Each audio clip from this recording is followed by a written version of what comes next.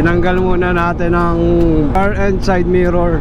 Binalik nga pala natin yung stock nating side mirror, kung nakikita nyo. Binalik muna natin yan. Tinanggal natin yung bar and side mirror para makapunta naman tayo ng maayos sa Marilaki pag umakyat tayo ron. Dahil may fit ang HPG sa bar and side mirror, mainit sa mata sa mga kaibigan nating mga HPG sa taas. Kaya hindi tayo nakakaakyat doon. Minabuti ko na muna na ibalik siya sa stock.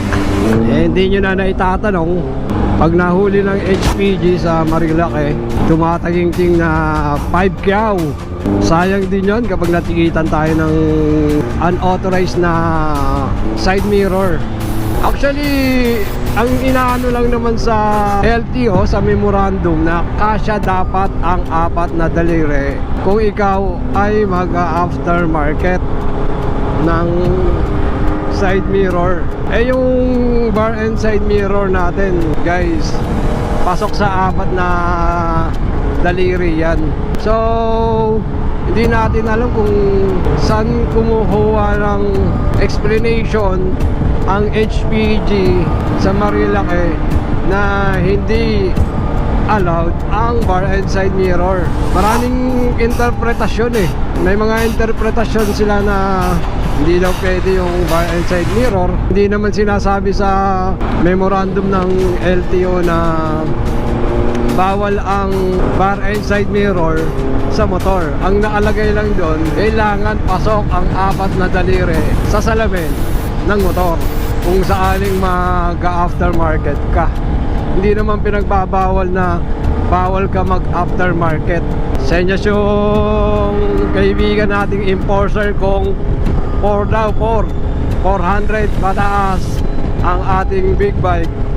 So sumenyas din ako ng 4. So go lang tayo. Kasi may mga naliligaw dito na kapwa natin riders dito sa Nichols. Napapadiretso sila rito kasi sakop na to ng SLEX eh. So yun mga idolo, balik tayo dun sa side mirror. So mahirap naman na makipagtalo tayo pagdating dun sa taas at masita.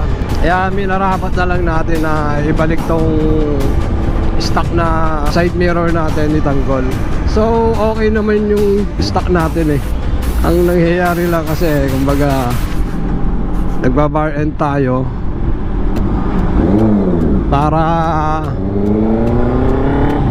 pumorma rin yung ating mga motor. So wala namang mawawala sa akin kung ibabalik yung stock side mirror, di ba? Panatag pa akong babiyahe ng Marilaki na walang iniintindi na matitikitan tayo sa taas.